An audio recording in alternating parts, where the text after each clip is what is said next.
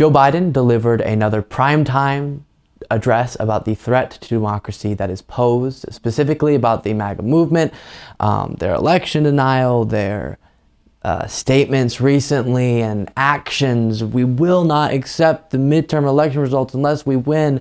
And they're going to claim it was stolen if the Democrats, by some miracle, do really well. And that's what we're living in now. That is America, where they claim the only way the election could be fair is if they win.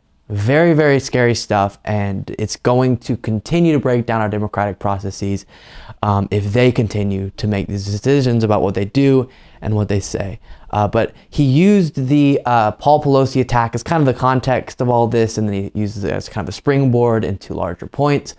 So first, here's how he started the speech addressing the attack of Paul Pelosi. Just a few days ago, a little before 2:30 a.m. in the morning, a man smashed the back windows and broke into the home of the Speaker of the House of Representatives, the third highest ranking official in America. He carried in his backpack zip ties, duct tape, rope, and a hammer. As he told the police, he had come looking for Nancy Pelosi, to take her hostage, to interrogate her, to threaten to break her kneecaps. But she wasn't there. Her husband, my friend Paul Pelosi, was home alone. The assailant tried to take Paul hostage. He woke him up. He wanted to tie him up. The assailant ended up using a hammer to smash Paul's skull. Thankfully, by the grace of God, Paul survived. All this happened after the assault. And it's hard to even say. It's hard to even say. After the assailant entered the home asking, "Where's Nancy? Where's Nancy?" Those are the very same words used by the mob when they stormed the United States Capitol on January the 6th, when they broke windows. Yeah, and that's an interesting parallel to draw for two reasons. The first is, of course, because literally the assailant was saying, "Where's Nancy?" and those attacking the Capitol were saying, "Where's Nancy?" and both of them wanted to do unthinkable things to her. But also, the very same lies told by the very same people is what caused both the assailant who attacked Paul Pelosi as well as those who attacked the Capitol on January 6th. And so, interesting parallel, because that is what is driving all of this horrible, all of these horrible actions that we're experiencing right now in America, is the very same lies. Here's him highlighting that fact that all of this started with one man, at least the threat to democracy that is now uniquely posed to the United States, Donald Trump not being able to accept the election results, and thus creating an entire lie about Joe Biden stealing the election. You know, American democracy is under attack because the defeated former president of the United States refuses to accept the results of the 2020 election. He refuses to accept the will of the people. He refuses to accept the fact that he lost. He has abused his power and put the loyalty to himself before loyalty to the Constitution.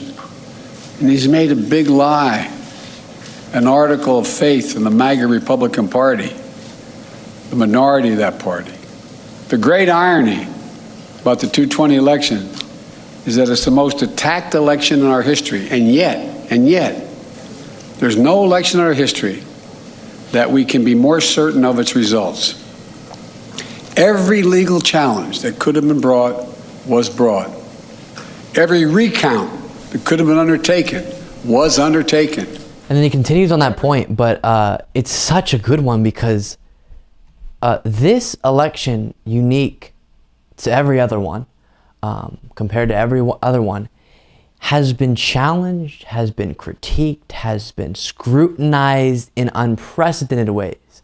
And more people have attempted to prove something is wrong with it than ever before, I'd suspect. And yet, nothing was able to be found that even closely resembled enough fraud, enough unfair actions, anywhere close in any world that could have affected the election results. And so it's pretty sad to think about, even in a country our size, with the statistical likelihood of some fraud being there, some odd numbers being there if you look closely enough, just by the sheer magnitude of how many people vote. No, they couldn't do it. They could not do it after all of the scrutinizing they took part in. And it's pretty wild to think the one they chose to, and probably many of them were great, but one of the ones they chose to go super hard against turned out to be very secure, very free, very fair. And they continued on with the lies anyways. And then here's him talking about how in this upcoming election, there are so many election deniers on the ballot and so many people claiming that if they lose, it's because the election was stolen. That's how it's supposed to work. This is also the first election since the events of January 6th, when the armed, angry mob stormed the U.S. Capitol. I wish I could say the assault on our democracy had ended that day, but I cannot. As I stand here today, there are candidates running for every level of office in America, for governor, Congress, Attorney General, Secretary of State, who won't commit. They will not commit to accepting the results of elections that they're running in. Yeah, and we looked at that Washington Post analysis of over 500 elections, House, Senate, and some key statewide races. And over half of the Republicans running in those were election deniers. And then we were seeing going into this midterms, all of these people, as he highlighted, claiming, if I lose, it's because it was stolen, and thus I will not commit to conceding. And you can't function in a democracy like that. You just can't. And so we're headed towards a very scary moment. If not in these midterms, which it very well could be, definitely in 2024, or both, which is just terrifying. So that's the speech. We're going to look at later the response by the right wing. So if you're watching on YouTube, you'll be able to catch that in a separate clip. But of course they're going to be freaking out about it. And you wish that in the United States of America, everyone could be on the same page, that it's reasonable whenever we have an entire movement in this country that is trying to break down the very essence of our democracy and claiming things that just cannot coexist with a healthy democracy. You wish we could be on the same page that that's bad. You wish we could be on the same page that we should fight back against that. But instead, this is Biden being divisive and horrible, and he's targeting MAGA for no reason. Nonsense. Nonsense. Thank you so much for watching. If you want to be a part of what makes this show possible, plus get access to the full video version of the show hours before any of the clips are uploaded to YouTube, plus get access to an extra full show every Saturday that only members can see, you can do so by going to patreon.com/Luke Beasley. That's patreon.com/Luke Beasley, and there is a link in the description.